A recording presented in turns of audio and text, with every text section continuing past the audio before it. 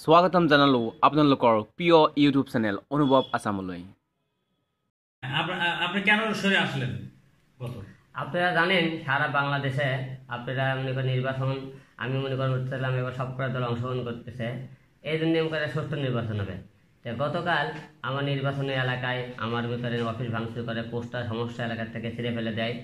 আজকে 30 তারিখ ভোটে আপনি কেন্দ্রে গেলাম, তো মনে করলাম সুষ্ঠু নির্বাচন 2 কেন্দ্রে গেলাম থেকে ভোট মনে করেন ওখানে প্রথমে গেলাম যা দিকে নির্বাচন হচ্ছে এখানে সব বিএনপি যারা আওয়ামী লীগের নৌকামার্কা ভোট দেবা তারা থাকো, যারা দেবার তার বের হয়ে যাও। তাই এখন এই কথা কেন বললেন? তাই ওখানে ধাক্কা থেকে আপনাকে তাইকে ধাক্কা থেকে করে ওখান থেকে বের করে দিলাম। পরে আসলাম আরেক কেন্দ্রে, এখানে আসার পরে কোনো কি দেখি হলে মনে করেন লোকজন খালি লাইনের উপর লাইন দাঁড়িয়ে আছে, এত লোক লাইন কিবার ভোটের দেরি কেন? তাই ভিতরে যায় দেখি কোথায় কোনো ব্যালট নেই, ওকে কিবার ব্যালট নেই কেন? কোথায় ব্যালট ফুরে গেছে, হ্যাঁ কোনো 12টার আগে ব্যালট ফুরে গেল, ব্যালট ফুরলো কেমন করে? তোরা বলতেছে ব্যালট ফুরে গেছে, ব্যালট আনতে গেছে গেল। ওখান থেকে আমাকে ক্যান্সেল করে চলে এলাম, আরেক কেন্দ্রে গেলাম, যাই দেখি আমি ঢুকতে দেখি একটা লোক রুম থেকে মারলো দৌড়, ওরা আমাকে ধর ধর করতেছে, দেখি এজেন্ট একদম দৌড় মারলো। আমি কি ব্যাপার দৌড় দৌড়ে কেন আছে?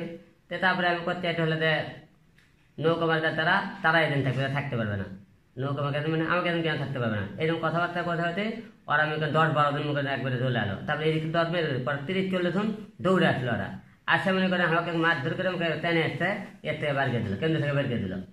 বের করে দেওয়ার পরে মনে করেন তাহলে এইরকম গোটাল বাংলাদেশে সুষ্ঠু নির্বাচন দেওয়া, ওনারা বলে সুষ্ঠু নির্বাচন তো হইতেছে না। তো এই জন্য আমি ভোটটা বর্জন করলাম। এই যে আপনাকে মারধর করেছে, আপনার সমর্থকদেরকে মারধর করেছে, এজেন্টদেরকে বের করে দিয়েছে, তার প্রতিকার চেয়েছেন কিনা নির্বাচন কমিশনের কাছে? আমি নির্বাচন কমিশনের কাছে এখন প্রতিকার এখন তো ভোট বর্জন চাইতেছে। আর 2 নম্বর যেহেতু খালি আমাকে না, ওখানে বিভিন্ন সাংবাদিক ছিল তাদেরকেও মারধর করছে, এবং এটার ভিডিও ফুটেজ আছে যে ওরা আমাকে মারধর করছে, তার কিন্তু আমাদের ভিডিও ফুটেজ আছে। এখন আপনার দাবি কি? এখন এই ভোট আমি মানি না, ভোট বর্জন করলাম। আপনি কি ওই আসনে নতুন করে কোন তফসিল ঘোষণা চাইতেছে? তো সেজন্য কি আপনি কোনো কর্মসূচি গ্রহণ করবেন?